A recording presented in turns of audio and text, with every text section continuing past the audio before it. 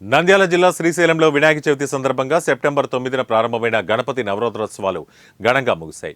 ముగింపులో భాగంగా శ్రీ స్వామివారి యాగశాలలో ఆలయ ఈవో పెద్దిరాజు దంపతులు అర్చకులు పూర్ణాహుతి నిర్వహించారు.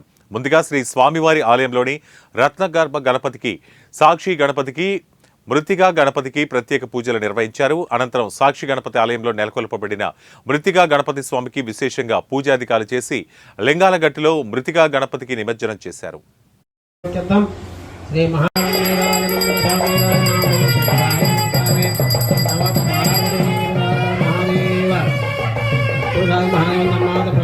मंत्र पुष्पांजलि समर्पयामि।